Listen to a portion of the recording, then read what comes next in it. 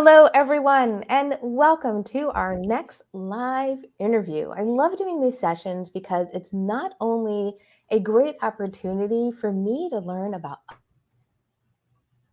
the vegan movement forward, but the vegan business movement forward.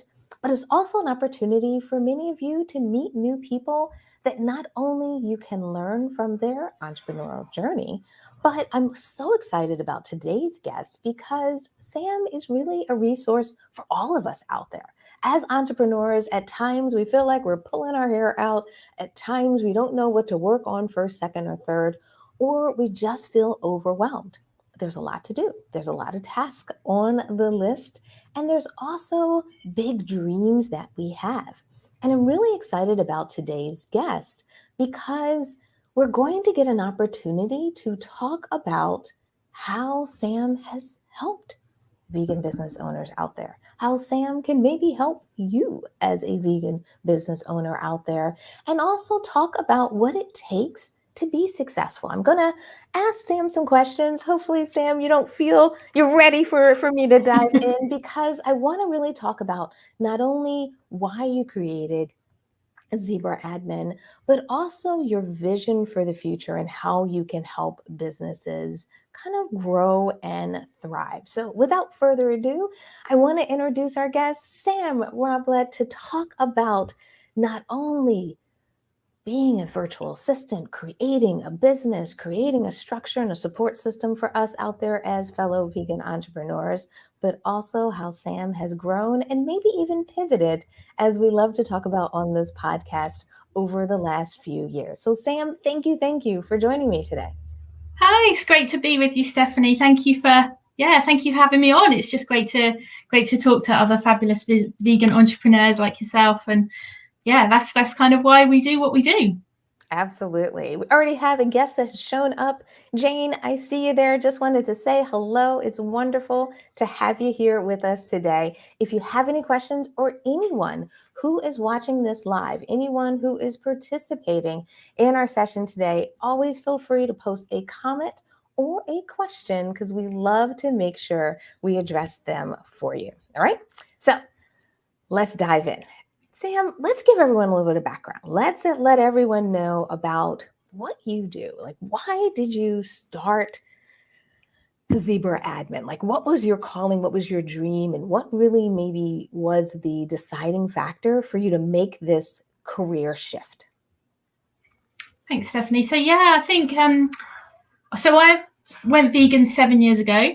I went vegan overnight. I just decided I ate my Christmas dinner and then just decided that was it. I needed to align my actions with my ethics. And then Boxing Day, I went vegan and I scrabbled around for those first couple of weeks eating peanut butter sandwiches and bananas because that was all I was sure I could eat until I finally found my way. And then from there, I just never looked back. I knew that I'd made the right decision. And I'd always been an animal lover, and I was just actually now proving that I was an animal lover, and that I respected all life really, which is the reason that I kind of went vegan in the first place. And then a couple of years later, I got to the point where I'd talk to family and friends, and I'd got to the point where I was like, no, I need to take this further now. I need to tell people, so people need to know more about what vegan is. So I started doing outreach, street outreach, and met some fabulous groups of vegans out there doing activism and all kinds of ways. And liked talking to people, liked being able to help people make connections, and kind of support them on their journey, and was very successful. I come from my background is in originally from commercial management, business improvement, and then I went into education. So my background is talking to people, training and support and systems and that kind of thing anyway. So I found that talking to people was quite cathartic for me in a good way, that I could kind of share the things I'd learned as well with people. And then I probably about 2.5 years ago, I was doing my outreach, and I had this moment where I was thinking, I'm standing on the street and I may be talking to I don't know, 50 people today, but it's not enough. It wasn't enough for me.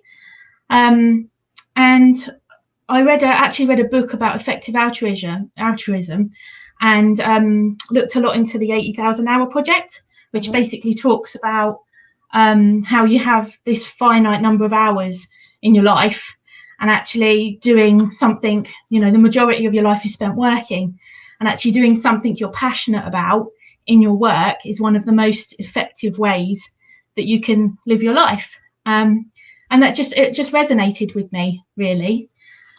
And from there, I started to think about different things I could do. So as I say, your immediate reaction, you think vegan, you go food truck or restaurant. Yes. And I was like, if you've ever had my cooking, I'm not a good cook. I'm not a good cook. So I'm kind of thinking, okay, this is going to drive the vegan movement backwards if I try and feed people. That's not going to work. So, that's important. I think it's important for all of us to find our niche, our contribution, because I think sometimes we think we have to step up and fill a specific void, or we have to take one direction. But it's so exciting when we can find our way forward and leverage the skills that we all have. Yeah, so that was my thought. I was like, so I threw that around in my head for a while, and then I've been thinking about it a lot, and then obviously COVID hit, and it impacted my work situation. Because I was working in education, I couldn't now go out and do that. So it was just the push I needed, because it was something that was in the back of my head anyway, that I needed to do this. So it was the push I needed, and I sat down and I took stock and I looked at the things that I could do. And as I say, I come from a commercial management background, business improvement, systems analytics, that kind of background. And I've always been kind of a leader of teams. And so my thoughts were, okay, I can start one vegan business, or I can help lots of vegan businesses. And, going back again to that effective altruism, helping lots of businesses is better than just helping one business. So that was really where Zebra Admin came from. I started off obviously thinking that we'd just provide admin services, bit of social media, that kind of thing. But actually what's happened is we've got to the point where what we are first and foremost is a support system for the entrepreneur or the small business owner. Because what we find is lots of small businesses just don't have someone else to bounce those ideas off, to listen to them, to actually challenge them and question them on the things they're doing. So I find that when I'm working with clients, a lot of my role is actually doing that with them, and offering them that challenge as well. So how has that been when you realized that it wasn't just the tactical things that they needed help with, but also that sounding board, also maybe some guidance on should I choose one versus the other approach in marketing? How did that feel stepping into that role, and also just realizing that, there might be another need out there as you grew your business?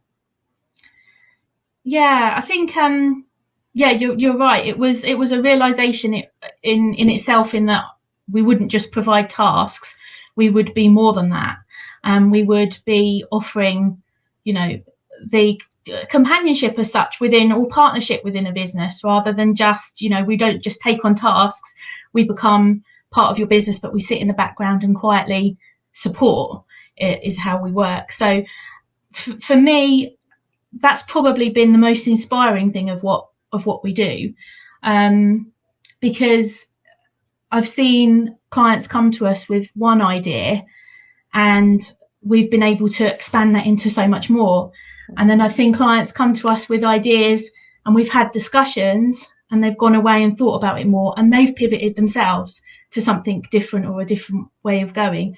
So I think for us, although we offer virtual assistant services, it's more about the support, and actually about being able to be bold enough and brave enough just to question and challenge as well.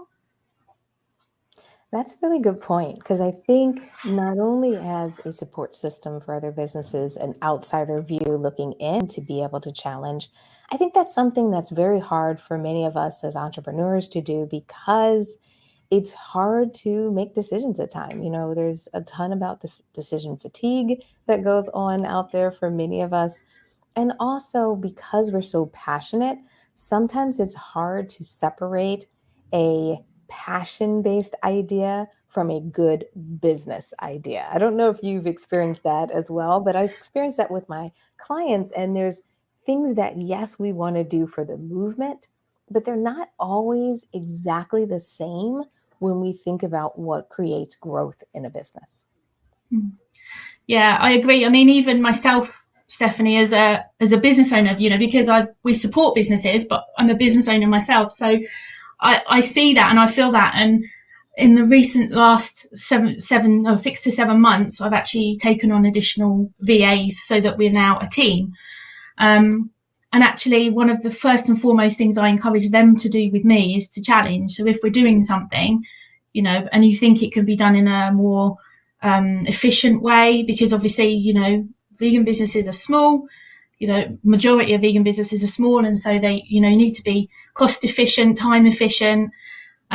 So for me, just moving my own business from that solopreneur role into the role of a team leader, leading a team of people, supporting them, training them, that idea of having the shared ideas, the challenges is really important. And so I think, as you say, where we offer that support to solopreneurs, it can be really, really effective in providing more efficient ways of doing things. Like you say, sometimes you can't see the wood for the trees, so to speak, can you? Yeah. I did a post the other day about project management software, and it's just, the list is just endless. And how do you know which one you need now, to future-proof to future-proof forward thinking. So actually, to have someone who can say to you, well, what about this? Have you thought about this? Is there something else? Will you use it for this purpose? Will you use it for that purpose? It takes away the idea that you just have to grab the first shiny thing, because we can be very marketing is very good at pushing us towards the first shiny thing or the best offer that's available at that time, but it's not necessarily efficient for our systems long term. Absolutely. And also, I think sometimes with these tools, we have to grow into them. So while, yes, we might have seen someone else take this approach with a tool, or we might have watched their videos and it's like, oh, wow, I could do all of this. That might be phase 2 or phase 3. Phase 1 may just be getting ideas out of your head and on paper. Like, a lot of times, I think it's very hard as a business owner to realize that you often need a phased approach to get where you want to go. You really can't just open to the back of the book and read the That's end, yeah. kind of We thing. would You really have to work through those phases. Now, yes, a very organized business, a business that's growing at a steady rate, may move through those phases faster than other businesses. But I think there's nothing wrong with it. I don't know if you share the same view, but I don't think there's anything wrong with growing over time. I don't think anything's wrong with really building a stable business, as opposed to a business that grows so fast that it's bursting at the seams. And therefore, the customer always gets squeezed in those scenarios. The customer often experience can go down in those scenarios. And I'm often teaching people how important it is to not just grow, but figure out how your customer experience and none of those things are sacrificed as you grow. Yeah, definitely. I agree completely with that. I think as vegan businesses as well, we are held accountable to a much higher degree for the things we provide, for the ethics behind the things we provide, and for the service we provide as well. So I think, you have a big business, they've got something happens on their social media and they lose a customer. It's not a big deal for them. They maybe get a little bit of bad press, but actually for a small business that could be detrimental. Yeah. So as you say, putting the customer first is really, really the most important thing. And I think you touched on something there with the systems side of things. I think in order to have really good customer service, you have to have systems in place to deal with that. So I think I agree with you that yes, business can be messy, and you have to adapt and you have to change. But I think you still need to have an idea of the process that you're going to go through, or the customer journey that customer is going to move through, so that you're not missing bits. Those important bits that you need, like the testimonials at the end of the process, like checking in, did they get their packages okay? Like checking in, are they happy with the service? And that's what makes if you think of the big businesses that you hold in high esteem, they're the ones with the top-notch customer service, because that's what sells a product ultimately. There's so many of the same product out there that's the real difference. Absolutely. I'm glad you touched on that, because it does make a difference, that customer service, that customer experience. And I also think those are ways that people can make their businesses stronger and stand out without having to add more products, without having to, think that they need more services or, more packages. Sometimes it's just doing what you do better and better, and really making that customer experience like golden can really create such an amazing product or service that, that just stands out and customers tell everyone about. Then it makes your marketing easier. It just feeds into everything. Sure does. Yeah, as I say, the systems behind the customer service, but not only the customer service. Once you get to that point as a solopreneur or a small business owner where you want to scale up, as soon as you want to hand something off, you need a system in place to do that. So what we've found is we have lots of small clients come to us, and they want to hand things over to us, but they don't really know how they do it, or they're quite scattered in the way they do something. The process isn't efficient. And so we spend a lot of time with clients talking about kind of how can we streamline this. And what we found as kind of a sideline to what we do in supporting is that we actually find we're creating systems and process documents for our clients, in order for us to be able to, to work efficiently for them and with them. So the efficiency side of things is definitely something that small businesses, I don't think they don't think it's thought about enough. I think a lot of small businesses come from perhaps, like you say, a single product, but actually, although you might start off posting that out yourself, actually, how is that going to scale? So there comes these points where you have to think about, what's the next step and what do we need to get there? Absolutely. Jane just posted a message saying that anyone can sell one, but customer service sells the rest. So agree with you, Jane. And I think, just feeding off of that and what you said is, it's so interesting how many people will come to me and say they need the marketing. And the marketing, I really feel, is so important. But one of the things I've learned over the years is that the system, the process is just as important, and documenting it. I mean, we've even gone through a recent exercise in our business where we started to document the processes.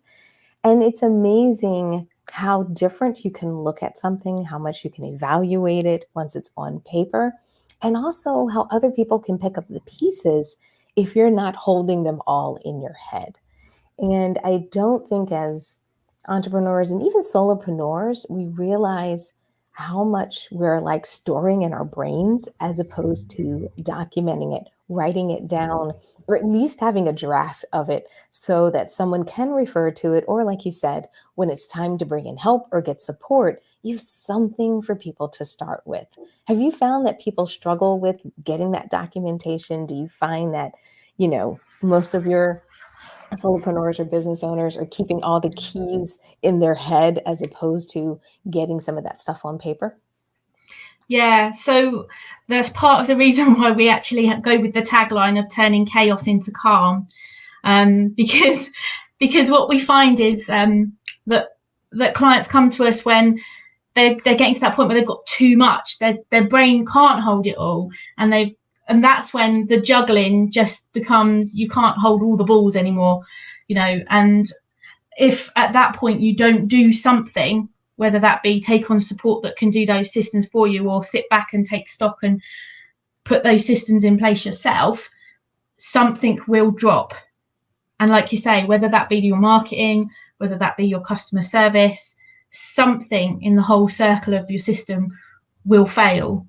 And so what we found is that's been a big enjoyment for us, is we've been able to jump in at that point and help people and help businesses when they've got to that point where they're like, I can't do this on my own, but actually I don't want a full-time employee because I'm not either committed to that point yet, or I can't afford a full-time person, or I just need a project doing. And so we've been able to jump in at that point and allow them to continue, rather than either frazzling themselves to the point where they can't cope anymore, or dropping one of those balls that they've been juggling so that the business either looks bad or just fails. And that's not what we want. We want vegan businesses to thrive. Absolutely. So if you had top advice that you would give to a vegan entrepreneur, someone maybe who's listening today, someone who's going to maybe watch a clip from this segment before they jump into the full interview, what would be your advice? What would be the top 2 or 3 things that you think either every vegan business owner should have in place, do, systems, whatever? I'm going to give you a full open white sheet of paper here, but just give people some top maybe tips on what they should be doing or how they can shore up their businesses. So I think one of the big things for me is if you're a vegan business, people need to know you are a vegan business. And I think there's a lot around at the moment with the terms plant-based and that, all these different terms that are going around. You're seeing meat and veg products in the supermarkets and things now. So actually the vegan, using vegan is not just you're not just a product thing, but it's an ethical thing. And I think if you're using that term as well, you need to follow that through. So you need to make sure that you are, your products are what they say they are, because again, that can be really detrimental to a business for you to lead with that and then not follow that through. As I said before, we are held to higher account by leading with the term vegan in our business, in not only the products we have, but in how we are as people as well, as entrepreneurs. So for me, that's one important tip. If you're a vegan business, lead with it. Be proud that you're a vegan business, because we're right there behind you to support you with that. My other thing would be is don't be afraid to delegate.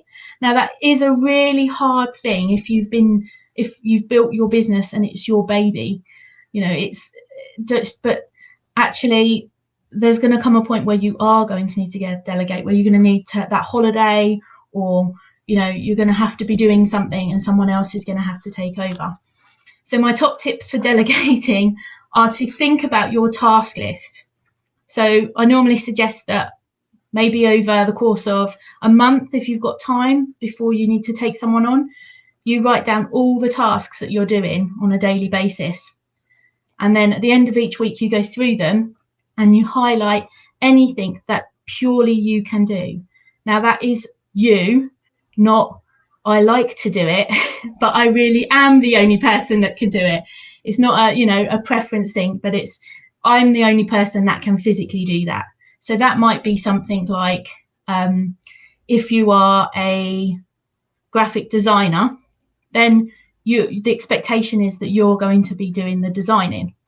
But if you're a graphic designer, do you need to be sourcing your stationery? Do you need to be sitting on social media for hours? So thinking about those things that you really need to do and highlighting them in red. And then everything below you'd highlight in yellow that you might like to do. If you've got time, they're the things you enjoy doing. And then everything else is green. So you can hand off all of those green tasks straight away to someone else. And those yellow tasks, you can pick and choose those ones you like, and then hand the rest of those off to someone. Find someone else that can do it for you. Because as an entrepreneur, your time is money. And to be a successful vegan business, as with any vegan business, you still have to make money. So we shouldn't be wasting our time doing small tasks that aren't essential in our business. And that's probably my biggest tip. And then the third one would be to, once you can get systems in place, once you've done something, get that system in place, because it's much easier to hand something off once you've got a system. Absolutely. Yeah. It is so good when you find those moments you can delegate, when you start to realize that there's a difference between the tasks that have to get done and the tasks that need you, and specifically you, and sometimes only you, to be able to get those done. And I know sometimes it can be hard to let things go. I even struggle sometimes. There's tasks that I've just always done. So, they're almost a habit that I'm used to Yeah. doing it. Like they give me that feeling and that endorphin of like completing and moving forward and so forth. But I've Yeah. had to learn that I have to let those things go, because I have to work on things that can't move forward without me. I have to work on things, that are stuck Yeah. because or this or that reason, and I may be the only one who can actually help them get unstuck. So it's a definite mindset shift and change, and it's been something that we've been working on, especially as I've been even expanding my team. So I'm going to flip the question the other way and ask you, what's been your biggest learning? What's been your biggest aha moment, especially as you've been expanding your team, as you've been making changes recently, that you might want to share with people so they can get a little bit of a sense of your growth that has happened recently for you as you've been growing your business? I think even in the situation, like you said, as we take on tasks, so I take on tasks for other people, like you say, my biggest learning has been, to hand off those things, but to have a really good support for the people that you're handing off to. So, for example, I worked with Simone Summers, and we created some training material for my VAs. Within the background, we've got a Trello system that allows the VAs to onboard without me necessarily sitting there for hours explaining what needs to be done and how it needs to be done and which systems need to be downloaded. So actually, for me, it's been to take stock of my own advice, really, and to actually do that, to get those systems in place, because otherwise it takes a long time to get someone used to what you're doing. There'll be lots of questions backwards and forwards. If you've got it down, where things are, what things are used for, then it's much easier to hand things over. I think the other big thing for me has been coming from that activist background. I was very much out on the street, seeing individual people and thinking, actually, is anything moving forward? Like, I just feel like I'm talking to people every weekend, but I don't actually know if anything moving forward. But being part of the vegan business networking group, actually, that we founded on Facebook and LinkedIn, has shown me just how many businesses, how many amazing people there are there in the background doing all these amazing things that's, they're coming. It's all coming.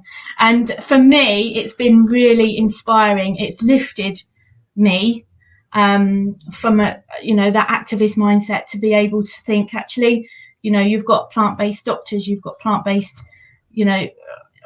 professionals in all of the fields, or vegan professionals in all of those fields.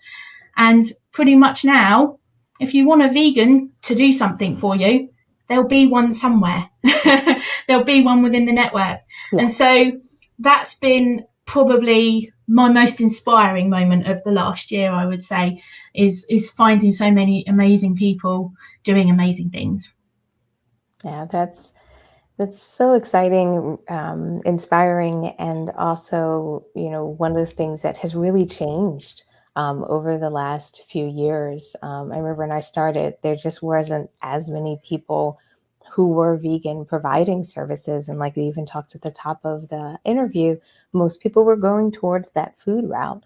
But it's just been amazing to see how many, professionals are coming in, how many people are bringing in skills, services, and all different types of ways to support businesses, to help each other, that it's an amazing kind of professional, business community that's really being developed out there. And I'm just, excited to be a part of it as well. And it's great to hear the work that you're doing to foster that connection, that networking, and so forth as well. Oh, it's fabulous. Yes, thanks, Stephanie. It's just like I say, the last 18 months of of running the business and kind of having that vegan business network behind us as well has just been amazing, and meeting like fabulous people like yourself, that are doing their best to make vegans as visible as possible as well. It's one of those things that you don't think, as an activist, you don't think you'll ever see this, this vegan world. Yeah. But it's just that in the background, so many people are doing so many things. And, with the necessity, that there is with climate change and all of that, it's so important. And now, I have this inside, this kind of passion that says, I will see this vegan world, within my lifetime. So yeah, so it's yeah, I can't, like I say, it's just inspired by everybody that's making that move forward. So yeah, just grateful as well. Yeah, it's just wonderful to see how much change has been done. And yes, we have so much more to do, but there has been such a shift. There has been really a lot of people opening up to it. And also, I just love how many people are moving into this professional space. So if someone needs help, if someone needs support, how can they get in touch with you? Website, social media, email, whatever is the best avenue. Could you share it now, just in case someone's listened to today's session and they're like, I need help, because I want to make sure they are able to get in touch with you. Yeah. So we have a website, which is Zebra Admin, so one word, .co.uk. We're on LinkedIn. So I'm on LinkedIn as Sam Roblett, or you can join our Zebra Admin page. And also you can find us, as I said before, on the Vegan Business Networking Facebook page or LinkedIn page as well. You can find us on there. And yeah, so it'd be great to see some more people join. Nice. Well, wonderful. Thank you so much for spending some time with me today. Thank you so much for sharing a little bit of the inner workings of your business and how you're helping the movement move forward. And also, thanks for sharing some of your own personal insights as you've been building your business, growing your business, and making that leap, from solopreneur to a team, because it is a huge leap at times, but it's an amazing journey for all of us to go through as business owners. And congratulations to you for, being ready to make that journey, because it is just it's so important and it's so big, and it creates that like infrastructure we need in our businesses. So thank you so much.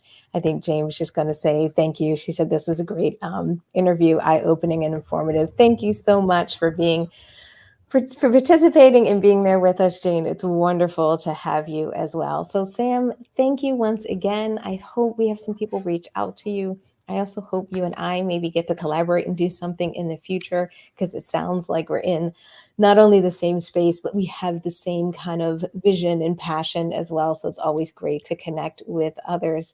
And I really hope that not only your business grows, but I really hope we get to sit down maybe a year from now, 6 months from now, and we can talk about how much this vegan world is becoming much more into focus. That sounds great. Thank you for having me, Stephanie. I appreciate it. And yeah, let's do that. Let's book a date. Absolutely. Yeah. And thank you, everyone who's joined us live. Thank you so much if you're watching this as a replay or as our podcast. The idea is we want to bring these interviews to you so you can hear how the vegan business movement is shifting so you can hear individuals that are resources to you, and also so you can hear how we're all pivoting out there, how we're all making changes, how we're all being a little bit flexible while putting some systems in place so we can get it done and can be repeatable and we can have great customer experiences. But the key here is I want to make sure that we inspire many of you out there because we need you. We need you for this movement to grow and for us to make the change that we want to make in our lifetimes, as we've been talking about. And we really hope today's session was one of those sessions that moved the needle or in some ways inspire you to do your next amazing thing. So thank you, everyone. Thank you, Sam. And we'll wrap up today's session. Bye.